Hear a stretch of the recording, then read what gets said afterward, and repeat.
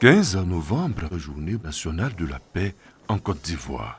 À cette occasion, une messe spéciale pour la paix est célébrée à la paroisse Saint-Pierre de Nembo par Monseigneur Jacques Assanvo Aïwa, archevêque métropolitain du diocèse de Bouaké. L'évangile du jour appelle à l'amour. Il invite les fidèles à la paix. Aimons-nous les uns les autres. C'est le commandement, nous l'avons entendu, que Saint Jean rappelle aux membres de sa communauté marquée par de nombreuses divisions et que la parole de Dieu nous confie aussi en ce jour dédié à la paix en Côte d'Ivoire.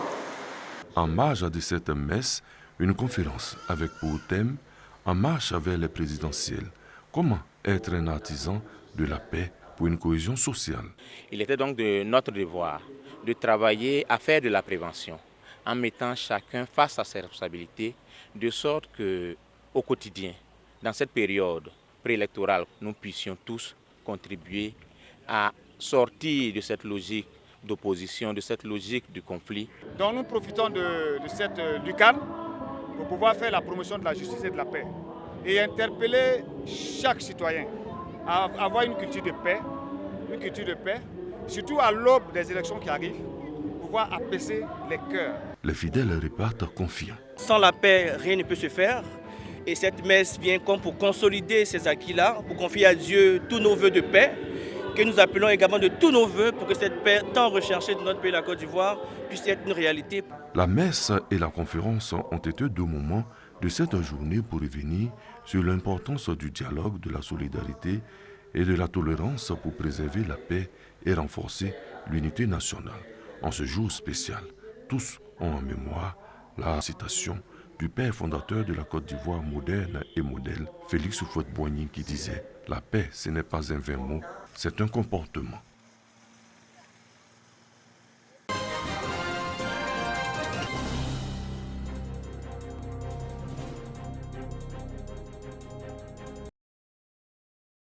Le tourisme entend jouer pleinement sa partition dans l'essor économique du pays. Cela passe par l'assainissement du secteur.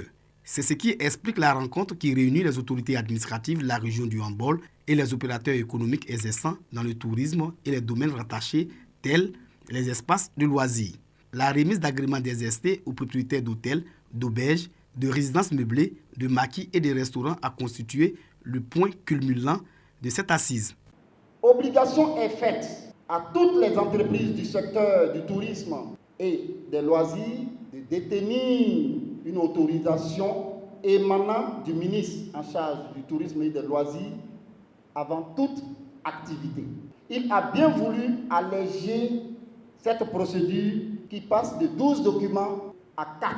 Le regard bienveillant de l'État sur le secteur du tourisme n'est pas fait pour déplaire aux opérateurs économiques. On ne peut pas être dans un secteur sans être en conformité avec la législation du pays. Ne pas avoir de papier, ces dangers sont vraiment énormes. Accepter de faire ce que le gouvernement nous demande. Nous arrangeons les voyageurs, mais en même temps, nous sommes fréquentés par des personnes de mauvaise moralité. Mais en nous aidant, à nous assainir, à nous apprendre comment développer le travail, ça nous aide nous-mêmes aussi. Cette rencontre se situe dans le cadre de Sublime Côte d'Ivoire, un concept pour rendre le pays plus attractif.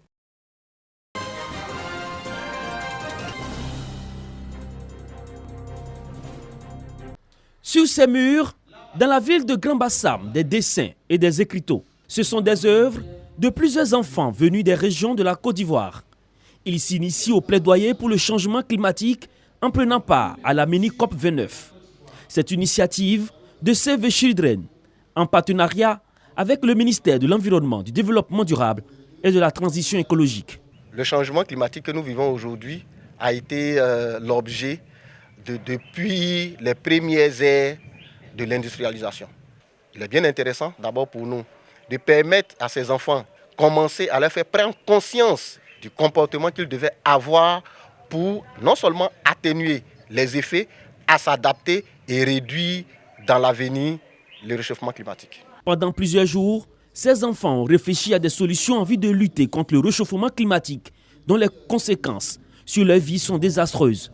Un document est remis à la tutelle pour un plaidoyer au cours de la COP29. C'est surprenant de voir à quel point les enfants peuvent dégager des idées, mais des idées pas possibles au fait. C'est-à-dire, ils vont creuser jusqu'à la source même pour te ressortir le problème de un et puis les recommandations parce qu'ils vivent la chose en question. Ça leur impacte réellement. Donc, c'est de pouvoir vraiment impliquer les enfants dans ces actions, ces actions qu'ils veulent mener en lien avec le changement climatique. C'est un sentiment de joie et aussi, je dirais, de fierté que les enfants qui sont l'avenir de la Côte d'Ivoire puissent s'intéresser à la question de la lutte contre les changements climatiques afin de prendre à bras le corps ce problème-là pour qu'ils soient moins impactés, eux, quand ils seront comme nous, c'est-à-dire adultes demain. Cette initiative est soutenue par l'Alliance panafricaine pour la justice climatique. Pour nous, en initiant déjà les enfants sur les techniques des négociations climatiques, ils vont grandir avec ces valeurs-là et demain, ils seront capables de pouvoir nous présenter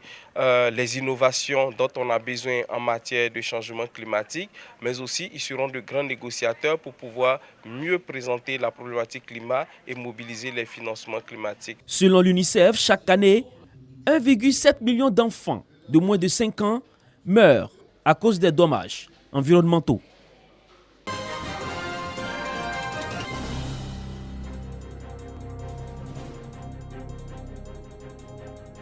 Saint-Grobo, village dans le département de Tahabo, va abriter le premier centre de convalescence et de restauration physique et spirituelle de Côte d'Ivoire. La première pierre de l'établissement sanitaire est posée par André Yoman-Thérèse, présidente de la fondation Fotani.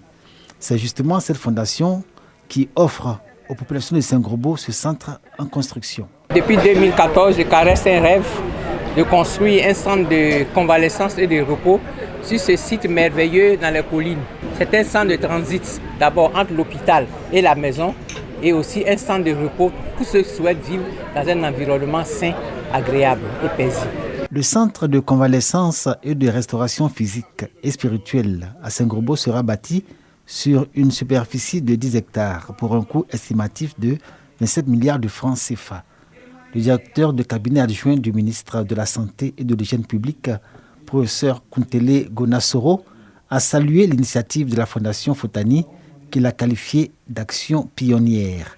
C'est que ce centre vient combler un vide. Créer un centre de convalescence, c'est un besoin, c'est d'utilité publique. Mais en avons-nous la capacité opérationnelle? Madame le professeur Ndriouma, vous avez bien compris qu'un centre de convalescence et de restauration physique et spirituelle présentait un intérêt. Donc c'était un besoin pour la population, qu'elle soit malade ou non, pourvu qu'elle ait recours à un besoin de repos. La construction du premier centre de convalescence et de restauration physique et spirituelle de Côte d'Ivoire se fera par une levée de fonds sur les marchés financiers, mais aussi par une participation financière collective des Ivoiriens.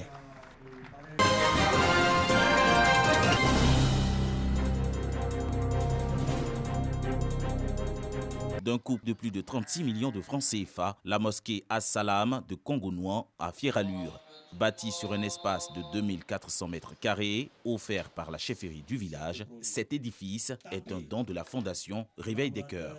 Quant au forage d'un débit de 3 mètres cubes par heure et doté d'un réservoir de 5000 litres, il est destiné à servir gratuitement de l'eau potable à toute la population de Congo-Nouan. Non seulement vous participez au développement social de notre village émergent, mais aussi vous participez ainsi à la conversion de nombreuses âmes à l'islam pour une vie spirituelle aboutie. Monsieur le Président, merci.